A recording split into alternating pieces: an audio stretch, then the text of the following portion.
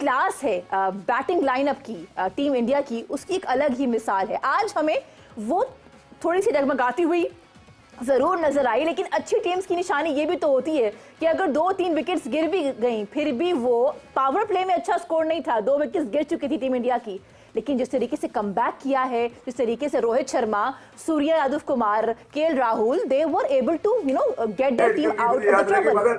India ने यहाँ पे पानी पीने नहीं दिया। हालांकि इंग्लैंड ने जो जहां पर मैच हाथों में लिया था वहां पे तो जीत उनकी नजर आ रही थी। इंग्लैंड ने सिर्फ हाथों में एक ही चीज ली है इस वर्ल्ड कप में, लखनऊ का L G, L, only L.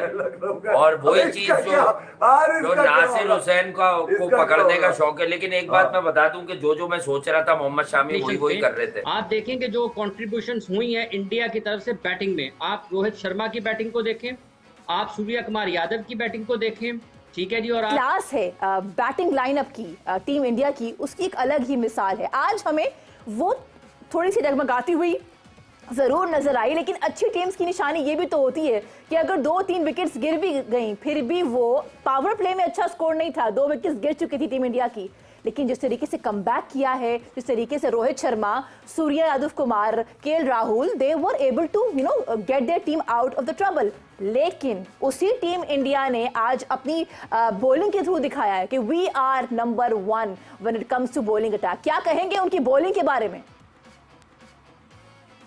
Miss Bloch, देखिए बात यह है कि आपने सवाल बॉलिंग का किया है, बात आपने बैटिंग से शुरू की है। तो अगर हम बैटिंग पे चले जाते हैं, पहली जो इनिंग्स खेली इंडिया ने, और आपने कहा कि कमबैक किया इंडिया ने पहले जब बैटिंग शुरू की थी, कंडीशंस इतनी आसान नहीं थी बैटिंग के लिए, पिच इतना आसान नहीं था जितना हमने देखा कि 400 रन हो रहे थे। उसके बावजूद जिस अंदाज से जो रन इन्होंने ऑनबोर्ड कर दिए थे 230-35, ये हम जब बात कर रहे थे 3 बजे वाले शो में भी, उस वक्त भी हमारी ये बात हुई थी कि अगर इंडिया 230-35 रन बना जाता है इस पिच के ऊपर, और जिस तरह से फास्ट बॉलर्स के लिए और स्पिनर्स के लिए यहाँ पर मदद मौजूद है, तो वो ये रन इंग्लैंड को करना इतना आसान नहीं होंगे, क्योंकि इंग्लैंड पहले ही बहुत गिरा हुआ है और इंग्लैंड की जो बैटिंग है वो इस अंदाज से खेलते हैं कि अगर उनको ट्रू बैटिंग पिचेस मिलती हैं तो वो बहुत अच्छे हैं। लेकिन जहां कहीं गेंद थोड़ा बहुत घूमता है, स्विंग होता है, सीम होता है, वहां पर इंग्लैंड को वनडे क्रिकेट में मुश्किलात का सामना रहता है, और आज बिल्कुल वैसे ही हुआ है। लेकिन इस मुश्किल कंडीशंस में आप देखेंगे जो कंट्रीब्यूशंस हुई हैं इंडिया की तरफ से बैटिंग में, आप रोहित शर्मा की बैटिंग को देखें, आप सूर्य कुमार यादव की बैटिंग को देखें, ठीक है जी। और आप इसमें जो नीचे से हल्के हल्के रन केएल राहुल की बैटिंग को देखें, तो उन्होंने कंडीशंस को समझ लिया था, भांप लिया था कि यहाँ पर खुले शॉट्स नहीं लगेंगे, यहाँ पर जारहाना अंदाज से बल्लेबाजी नहीं हो सकती जैसी उन्होंने पाकिस्तान के खिलाफ की या दीगर टीमों के खिलाफ की।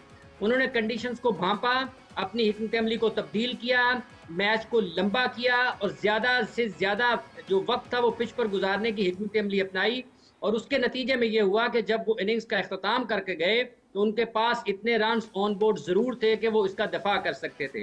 तो बैटिंग में सबसे पहले क्रेडिट दिया जाना चाहिए रोहित शर्मा को, जिन्होंने एक कप्तान की तरह, हकीकी कप्तान की तरह लीड किया फ्रंट से बैटिंग को एक मरतबा। फिर आप देखें कि रोहित, जब विराट जल्दी आउट हो जाएं, शुभमन गिल जल्दी आउट हो जाएं, ठीक है, श्रेयस अय्यर जल्दी आउट हो जाएं, आपके केएल राहुल भी वो बहुत ज्यादा रन्स ना कर पाए, तो जो रन्स ऑन बोर्ड उनकी हिकमत अमली थी रोहित शर्मा की, वो उसमें भरपूर तरीके से उन्होंने काम किया। छोटी छोटी उनकी पार्टनरशिप्स लगी जिसका इंडिया को फायदा हुआ।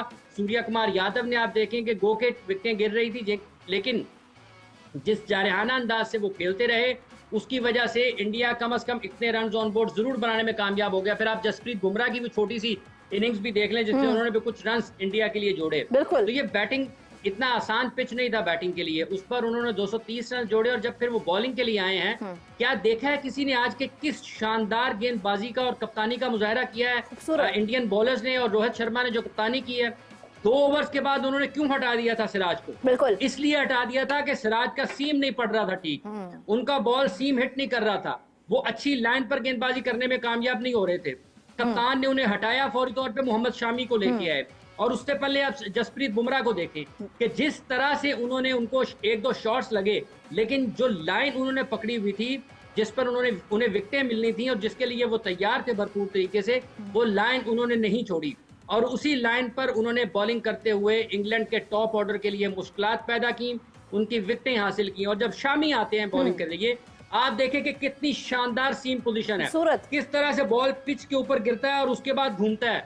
ये ऐसे ही नहीं गेंदबाजी वो कर रहे हैं। हेड कर ली, मुझे याद रहेगी, मगर इंडिया ने यहाँ पे पानी पीने नहीं दिया। हालांकि इंग्लैंड ने जो जहां पर मैच हाथों में लिया था वहां पे तो जीत उनकी नजर आ रही थी इंग्लैंड यार। ने सिर्फ हाथों में एक ही चीज ली हाँ। है इस वर्ल्ड कप में, लखनऊ का एल। जी, एल, ओनली एल। लखनऊ का। और वही अबे चीज इसका जो क्या? अरे जो इसका क्या नासिर होगा? हुसैन को इसका पकड़ने क्या का होगा? शौक है। लेकिन एक बात हाँ। मैं बता दूं कि जो मैं सोच रहा था मोहम्मद शामी वही कर रहे थे। इसका मतलब मैं ठीक सोच रहा था। मैंने कहा बेन स्टोक्स एक बार आगे बढ़ा, अगर अबके से आगे बढ़ा ना, हट के बढ़ता है, ये ऑफ स्टंप पे रूम बनाता है मारने के लिए। मैंने कहा अब इधर ना निकाले, अब अंदर वाली कर दे। उसने अंदर वाली कर दी, और बेन बोल्ड हो गया। स्टोक्स का डरता है, ये स्लो विकेटों के शहंशाह है। नहीं, अगर जो फंस रूट जाते को हैं, वर्ल्ड अटक कप जाते में हैं। जो रूट को वर्ल्ड कप में अगर लाना था तो भाई पहले से उसे खिलाते। तो उसको आपने 2 साल में कितने ओडीआई खिलाए हुए थे, ये भी तो देखो। और उसके बाद शामी तो असल लग तो रहा है, जेसन रॉय की शामी बदुआ तो- ले डूबी। कहाँ है तुम्हारा हैरी गुरु? नहीं, शामी की तो हर विकेट पे ऐसा लग रहा है कि ये वर्ल्ड कप पता का चल फाइनल गया हो होगा जिसने बैरिस्टो को एक टेस्ट पे बाप भाई बहनोई बनाया था, उसको पता चल गया होगा बैरिस्टो में कितना दमखम है। बेटा क्रिकेट जो है ना, जब पिचेस आती हैं, कंडीशंस आती हैं, तो क्रिकेट जो है ना वो फिर वो लोग खेल पाते हैं जिनके पास पूरी क्रिकेट हो। सिर्फ छक्के मारना क्रिकेट नहीं और ना सिर्फ रोकना है, इनोवेटिव होना भी क्रिकेट है। यानी कि रोहित शर्मा ने इस पिच पर रिवर्स स्वीप मारा, रिवर्स स्वीप से चौका हासिल किया। तो समझो कि रोहित शर्मा फेल्ट केस, ये विकेट बहुत ट्रिकी, और इस विकेट पर जो मिजाज है खेलने का वो जरा मुनफरिद होगा। और जो 230 रन की बात थी, तो हमने यही आपको बात हो रही थी कि देखिए यार, ये अगर ओस पड़ गई तो केक वॉक होगी। देखिए जितने भी मैच ओस में हो रहे हैं, साउथ अफ्रीका की बड़ी प्राइम एग्जांपल है, सेम ग्राउंड पे उन्होंने भी 15 ओवर में सुला दिया। कुलदीप भी ओस वाली बॉलिंग सीख कर आया। कुलदीप पे तो कोई बात नहीं करेगा, क्योंकि कुलदीप तो सिर्फ मेरा बच्चा है। कुलदीप इतना खुश है जितनी भी ओस पड़ जाए ball ball of the tournament मार दी उसने बटलर को यार, बड़ा और फौरन उन्होंने 2019 का बाबर का आउट दिखा दिया। बाबर फ्रंट फुट पे खेले थे, लेकिन एक सच बता दूं, बटलर वाली बॉल जो आज थी वो बाबर वाली बॉल से बहुत ज्यादा बेहतर मैजिकल थी। नहीं, ज्यादा मैजिकल थी, ऑफ के बाहर से थी। बाबर वाली स्लाइटली अंदर थी और बाबर फ्रंट फुट पे खेले, वो रुक हाथ, सकती यानी थी। कि हाथ अगर आप कुलदीप का हाँ। देखें, मैं तो स्लो मोशन में देखा, हाथ से अगर आप चेक करें तो हाँ। ऐसा लगेगा बॉल पड़ के बाहर जाएगा। हाँ। अबे बॉल पड़ के इतना अंदर आया, इतना अंदर, तो वो इतने अंदर से तो वो अबे तो पैदा ये भी नहीं हुआ हारेंगे होगा, किससे? मतलब इन्हें इतने हारना अंदर है, बॉल नहीं उसने हारना खेली है। हाँ।